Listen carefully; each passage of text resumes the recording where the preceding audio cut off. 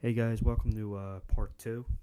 Uh, Again, this is going to be a demo video for my guitar gear that I've been using in my early years, improvisation slash covers slash recordings I've been putting up on YouTube. It's been my latest project for the past 6 months. In part one, we talked about the guitars I used and why I used the guitars that I used in the Beatle recordings. And in this part, we're going to talk about the pedal board that I use and the amplifier that I use, and talk about each individual pedal and why I use that pedal for the recordings that I did. The date is January 4th, 2020. Happy New Year. I guess we're going to get started with talking about the pedal board. So here we go. So here it is. There's the pedal board I got. It's a very simple pedal board. Again, when the Beatles played, especially during the early years, I don't even think they used any pedals on stage. It was mainly just their guitars plugged into their Vox AC-30 and AC-15 amps, and they were just getting their tone from their volume, tone pots, and their pickup selectors on their guitar, and then the cable just running through the Vox amps and getting more tone out of their amplifier, just tweaking a couple knobs here and there. But I figured if I was going to do some Beatle recordings and try to get an authentic sound and get as close as I could and EQ my guitar sound and sync it up with the Beatle recordings really good, I figured I want to dive in a little deeper, so I had to use a pedal board. So I put together this little pedal board here you're looking at. Very basic, very simple, and again, I'm going to go through each pedal and talk about why I used the pedals that I did in my recordings on this board to accomplish my Beatles sound. So we'll start with the blue one here on the right. This is my it's a fairly recent purchase I got in July or August of 2019. This is a pedal that's been on many guitar players' pedal boards for a number of years, and I finally got my hands on one, and it took me a long time to figure out what it actually does until I started researching it a little bit more and trying it out for myself. This is the famous Boss CS3 compression sustainer pedal. Basically, this pedal is used to kind of EQ your guitar sound in a way where your guitar coming out of the amplifier or speaker is a little bit more consistent, a little bit more precise, and a little bit more on point. And again, it makes the sound of your guitar the sound's a little more consistent when you use one of these, and I'll explain why.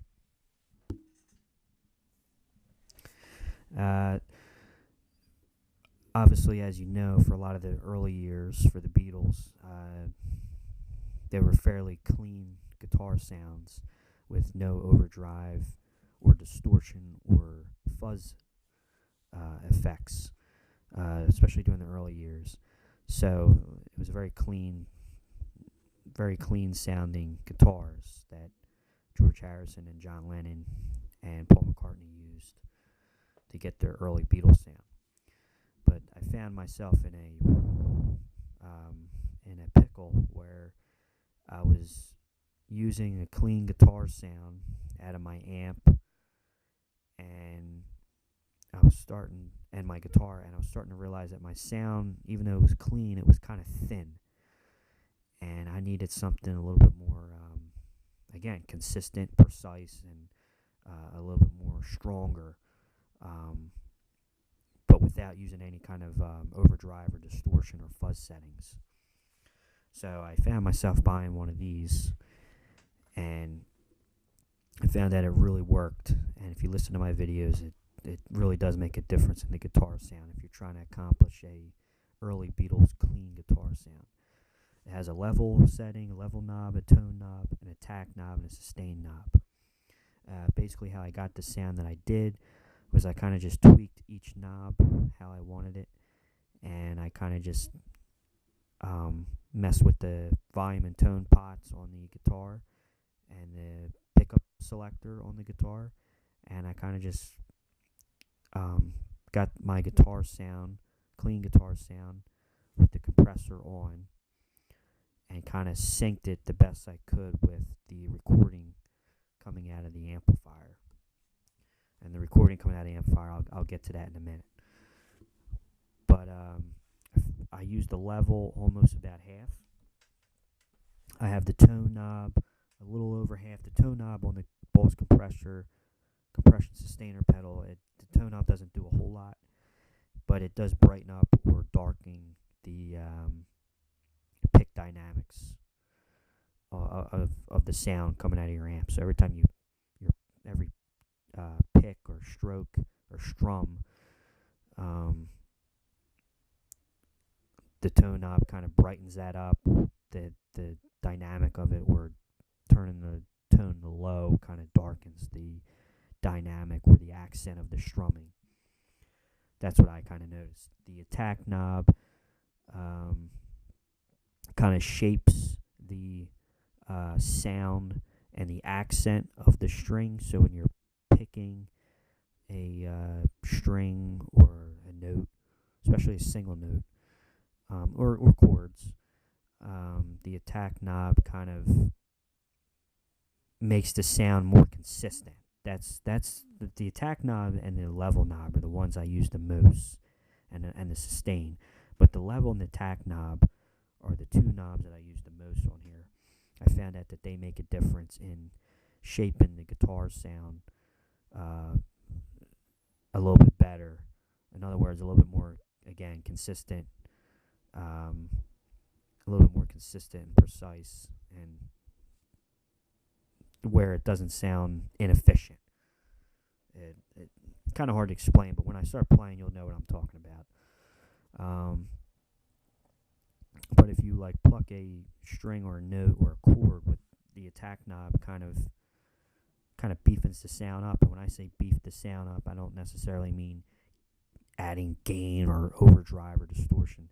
No, it just kind of enhances the sound a little bit more. And compression pedals work really good for clean stuff, because when you're playing the guitar on a clean setting, it can sound very thin, very boring, very flat.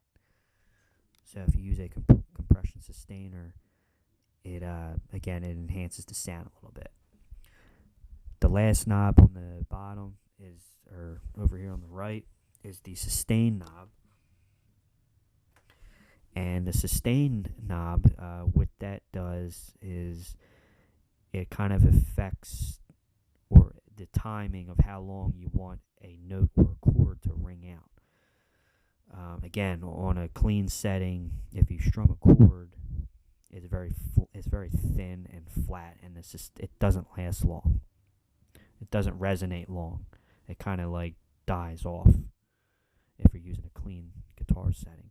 So the sustain the more sustain you have, turning the knob clockwise,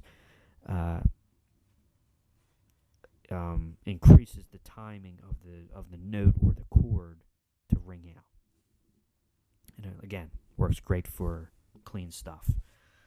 And when I was doing my early Beatles stuff, especially like on the Please Please Me album, when I was recording that,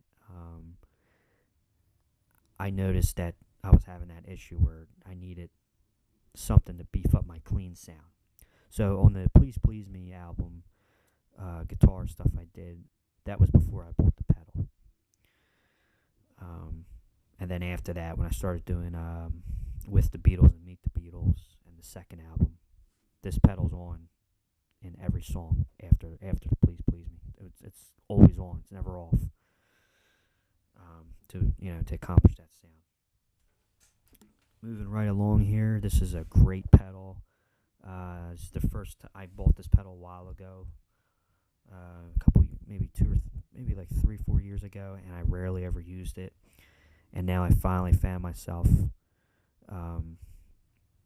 having a reason to use it. This is the Boss BC2 combo drive, and if you look up this video, or if you look up this pedal on YouTube, or if you read about it, you'll know what this pedal is supposed to replicate. It's supposed to replicate the famous Vox AC-30 AC-15 amps. And again, there's enough said. I mean, that's the Beatles sound. It's through this pedal. It's a combo drive. And if you look at the knobs on the pedal, the knobs look like knobs that you would see on an amplifier. You have level, bass, treble, and sound. So this pedal works like an amp more than it works as a pedal. I use this as my amp. I look at this as an amp. I don't look at it as a pedal. And if you're trying to get that Vox sound, like that Beatles sound, or Brian May sound from Queen, Brian May from Queen was very endorsed by Vox, and he was a huge fan of Vox amps, and he also used AC-30s in the famous Queen sounds. But again, we don't want to digress. We're just talking about the Beatles here. So the Beatles are very famous in the early years for using Vox AC-30 and AC-15 amps. So this is where I'm getting the Vox sound at. And again, I use this pedal as as an amplifier than a pedal. If I need more bass, I go to this. If I need more treble, I go to this. Or if I need less, whatever. And if you look at the sound knob, it goes from clean, crunch to drive. Because the Vox amps, for example, were relatively clean amps. They were clean sounding. They had some crunch, and then they would have drive. That's it. They wouldn't get any more than a drive or a tube breakup. Vox there were just different amplifiers than like Marshall and Orange amps, for example. Orange and Marshall were some of the more heavier sounding amps for more heavier, aggressive, rock and roll, as everybody knows. But the Vox amps were very unique. They're a little bit they are loud. They are loud, and they are good rock and roll amps, but they're just not as heavy, as extreme as maybe like Marshall or Orange amps.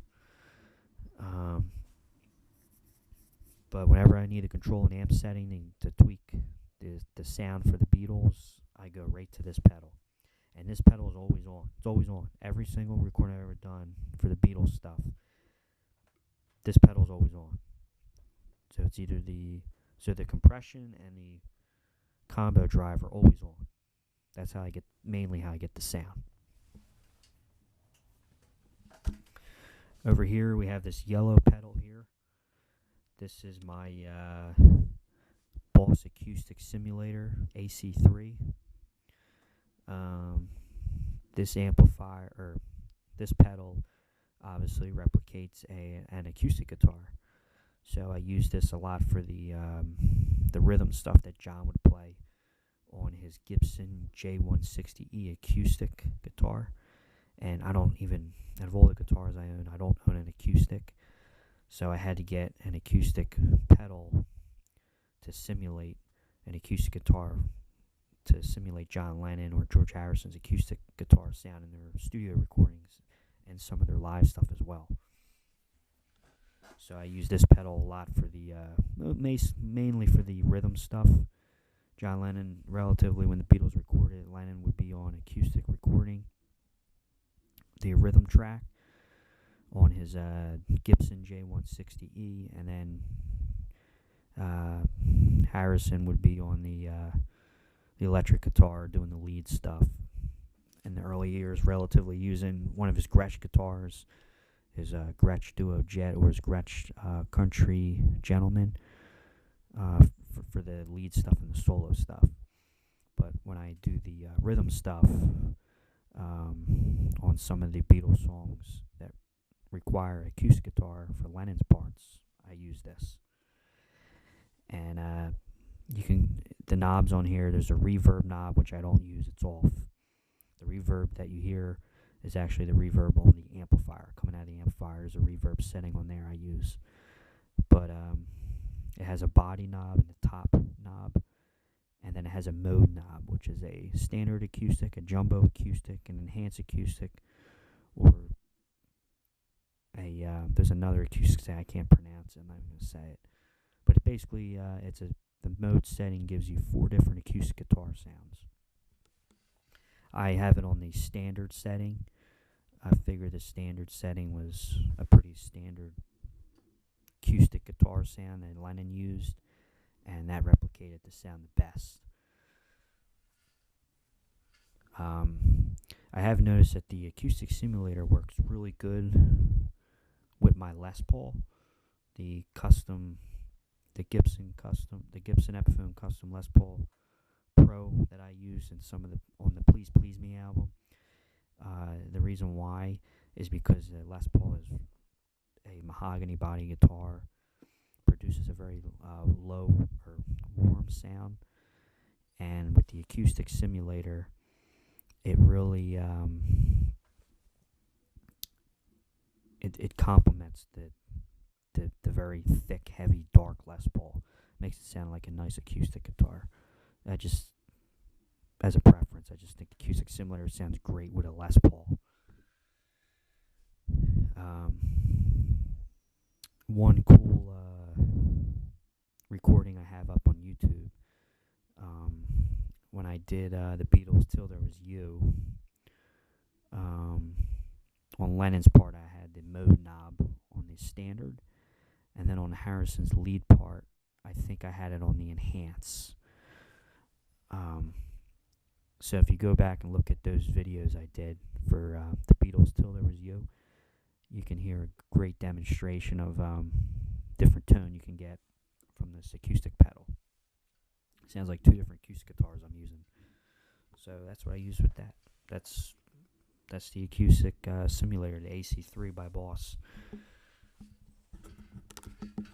Moving along here on the last pedal here.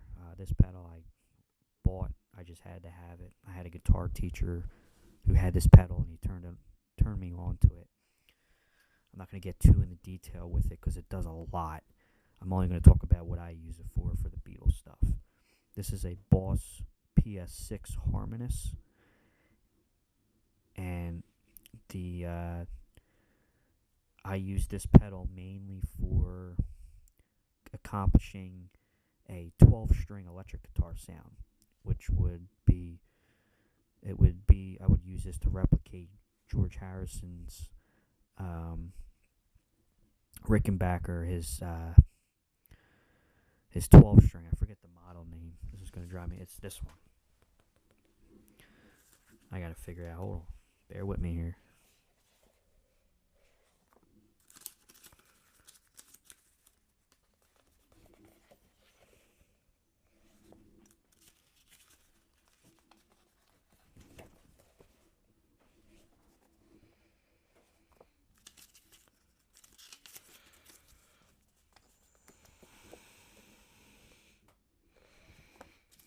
Hold on.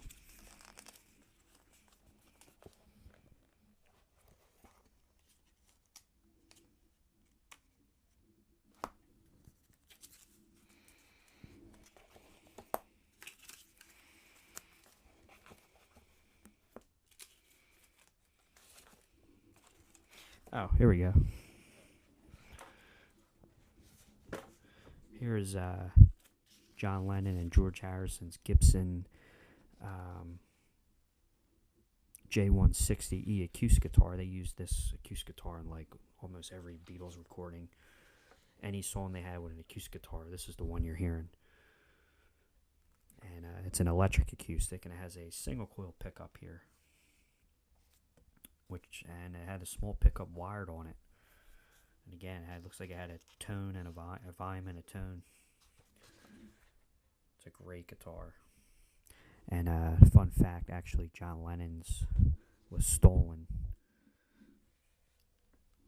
And so they went from 2 to only having 1, because one of them was stolen. I believe it was Lennon's later, in the later Beatle years. That's why when you look at most pictures in the later years of the Beatles, like especially on Sgt. Pepper, they use this guitar. You only see one of them using one because the other one was gone. And anyway, Ringo Starr's kit.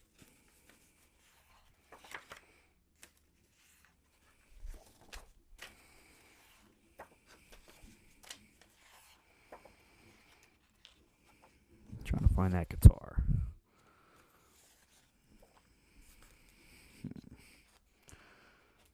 Oh, here we go. Here it is. There it is. That's the guitar I was talking about. That is George Harrison's 1963 Rickenbacker 360 12-string electric guitar. Back to the pedal. That's what I use this pedal for. I have it on the octave up setting. So it makes my 6-string guitar sound like a 12-string. It works up to a certain extent. If you play a lot of chords or if you're using a lot of effects, it can start to get distorted and not really sound like an acoustic guitar or a 12-string guitar. So I have the balance not even halfway, and again I have it on the octave setting, the octave up setting. So whatever low note I hit on a guitar, it just does, the pedal just mimics the same note an octave up, which that's what a 12-string guitar does. If you strum an open string, or if you pluck an open string on a 12-string, you're actually plucking 2 strings, and it's actually a unison, where it's the same note. It's a unison, but it's an octave. And I use this pedal on I Call Your Name on George Harrison's part. And I also use it on You Can't Do That on George Harrison's lead part as well. Real quick, because I'm running out of time here. This is the amplifier I use. This is a Roland Micro Cube. And I have it on the JC Clean setting. The effects loop is off, and the delay and reverb setting, sometimes I use the delay and sometimes I use the reverb, depending on the song and the sound or the ambience in the famous Abbey Road studios or the Paul McCartney studios. Relatively, you would use a lot of reverb because it was a big studio, it was a big room. But I use the delay and reverb settings, again, depending what song and how to accomplish the effect. I have the gain all the way up. I have the volume turned down very low, maybe on like the 3rd line. The tone is turned up pretty bright. And the master volume is maybe around 25.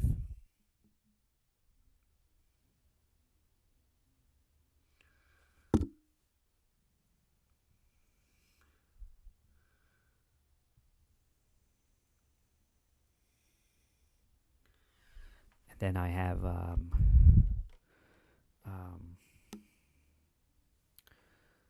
this cable running into the stereo. So I use CDs.